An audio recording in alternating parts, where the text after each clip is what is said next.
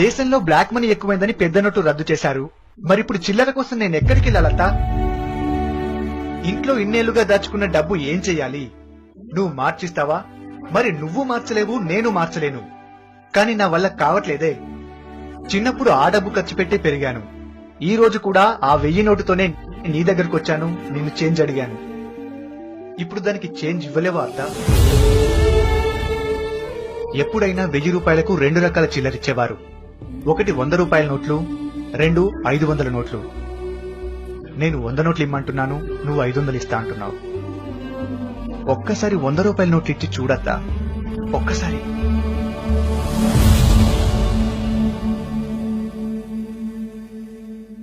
బయటకెళ్తే 500 నోట్లు ఇస్తే వద్దంటారు. చిల్లర ఎలా తేవాలో అర్థం కాదు. చాలా ఇబ్బందిగా ఉందత్తా. ఎవరిని చిల్లర అడిగినా మా దగ్గర లేదు, దొబ్బే అంటున్నారత్తా, దొబ్బే అంటున్నారు.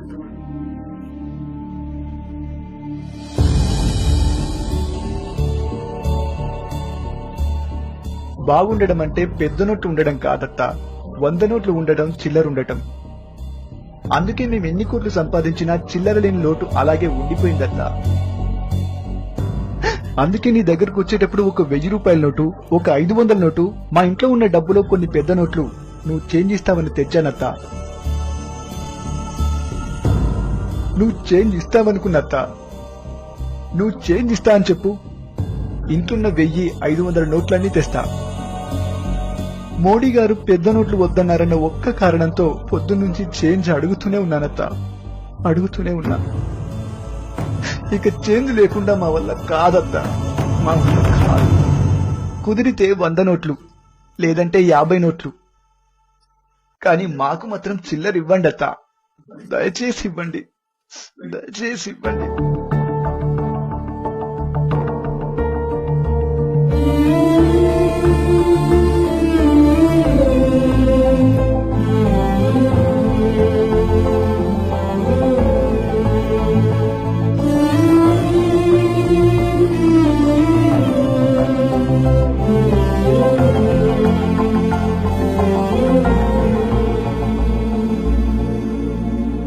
ఇస్తానుగా గౌతమ్,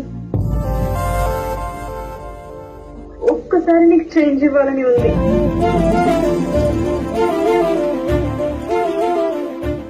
వంద నోట్లే ఇస్తారా?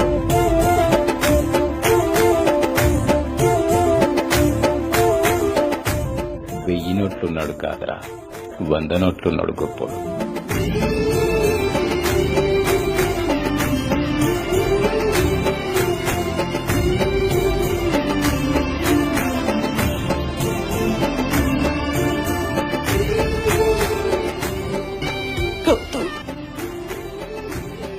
ఇంకా ఆయనకు చేంజ్ లేని లోటు లేదురా, తీరిపోయింది.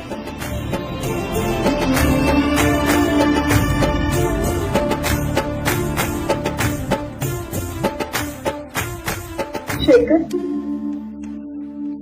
చేంజ్ ఇస్తాను, 100 నోట్లు ఇస్తాను.